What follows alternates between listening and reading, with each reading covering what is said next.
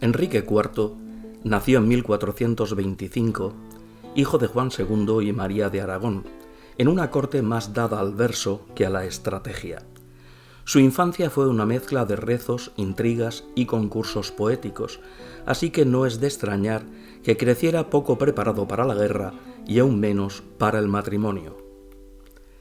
De joven Enrique era alto, apuesto y algo melancólico. Según los cronistas, tenía el rostro largo y la complexión floja, una descripción que ni los mejores retratistas sabían maquillar. Su carácter era amable, su voz dulce y su paso más lento que la política castellana. Nada hacía presagiar que acabaría siendo uno de los monarcas más vilipendiados de la historia española, no tanto por sus decisiones de Estado, sino por las de dormitorio. Porque si algo define su leyenda es la sospecha de impotencia, un diagnóstico tan repetido como dudoso, que en el siglo XV equivalía a una sentencia política. Un rey sin descendencia era un rey sin legitimidad, y en Castilla la cama era la antesala del trono. En 1440 Enrique se casó con Blanca de Navarra, una princesa de sangre fina y carácter devoto. El enlace prometía consolidar la paz entre Castilla y Navarra, pero pronto se convirtió en la comedia romántica más comentada del siglo XV. Durante 13 años, sí, 13, el matrimonio no fue consumado, o al menos eso aseguraban los testigos, los médicos y media corte, que seguían el asunto con una mezcla de morbo y desesperación diplomática. El Papa Nicolás V, tras recibir la petición de anulación, envió a un comité médico para investigar el asunto.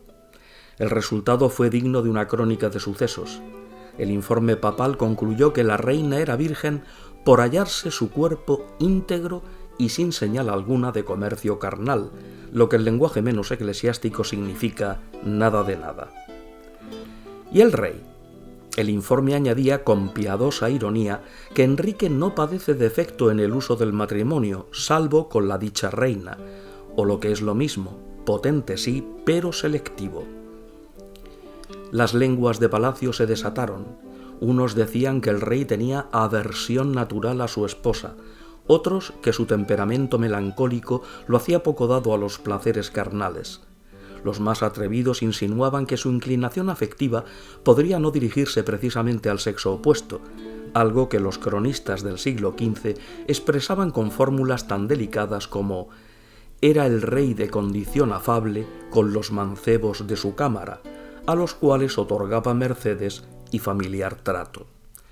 Una frase que resume siglos de rumorología cortesana.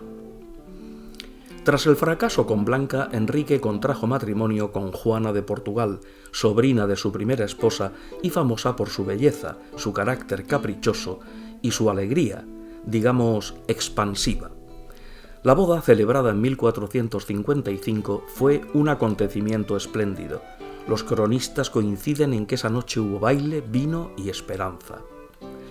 Al año siguiente la reina dio a luz a una niña, Juana, apodada con la cruel ironía del siglo, la Beltraneja, y aquí comienza el culebrón. Los rumores, alimentados con gusto por los enemigos del rey, afirmaban que la niña no era hija del monarca, sino del noble Beltrán de la Cueva, favorito y amigo íntimo de Enrique.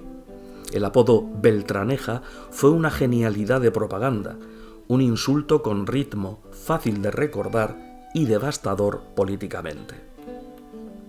El cronista Alfonso de Palencia, siempre más venenoso que prudente, escribió: «La niña tiene las facciones del duque, y el rey, que no engendra sino dudas, la tiene por suya». La malicia estaba servida. La supuesta impotencia del monarca, combinada con la dudosa paternidad de la infanta, dio pie a una de las guerras civiles más bizarras de la historia española. Una contienda entre los que creían en la potencia del rey y los que no. Conviene decirlo alto y claro, la impotencia de Enrique IV fue probablemente un mito político. Los estudios históricos modernos, desde Luis Suárez Fernández hasta Vicente Ángel Álvarez Palenzuela, coinciden en que no hay pruebas médicas ni testimonios directos fiables de su incapacidad física. Lo que sí hubo fue una campaña de desprestigio sistemática promovida por los nobles que querían deslegitimar a su heredera y colocar en el trono al hermanastro del rey, el infante Alfonso, que moriría pronto, dejando paso a su hermana Isabel, futura la católica. La llamada Farsa de Ávila de 1465 fue el acto cumbre del escarnio. Los conspiradores proclamaron públicamente la deposición simbólica de Enrique IV, representado por un muñeco al que despojaron de corona, espada y cetro, mientras gritaban: «¡Fuera el rey flojo! ¡Viva Alfonso el esforzado!». El pobre Enrique, mientras tanto, se recluyó en sus castillos, más preocupado por su honor que por sus enemigos. Murió en 1474, dejando un testamento ambiguo y un reino dividido. Y aunque su tumba se cerró, su fama de impotente sobrevivió 500 años, lo que demuestra que la calumnia es más duradera que el mármol. Fuera impotente o no, Enrique IV fue un hombre desbordado por su tiempo.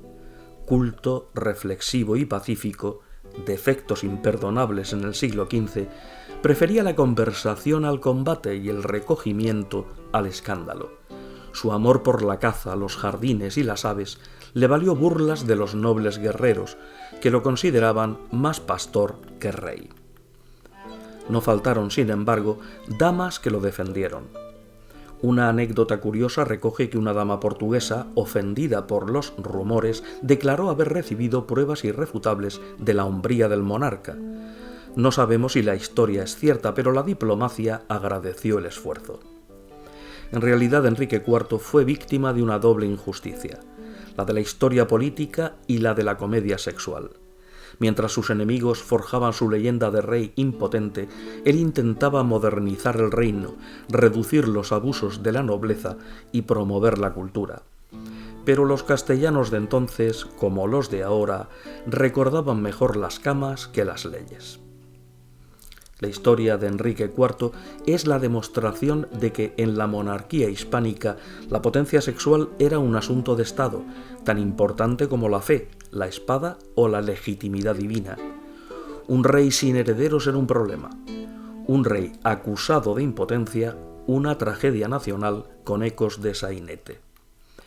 Y aunque los documentos pontificios intentaron exculparlo con cortesía, potente con otras, no con su esposa, la fama fue más fuerte que la realidad.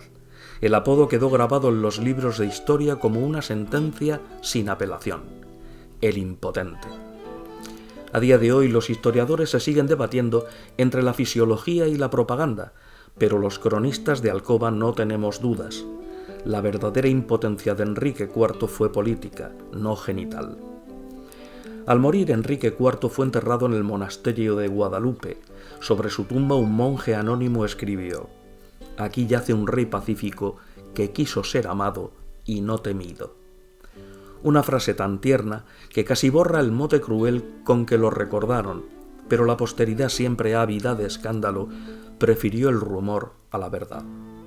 Y así 5 siglos después, Enrique IV sigue siendo el rey más injustamente difamado de España, el monarca que convirtió la impotencia, real o inventada, en arma política y en leyenda erótica. Porque si algo enseña su historia es que en Castilla, una cama vacía puede hacer más ruido que 1000 espadas desenvainadas.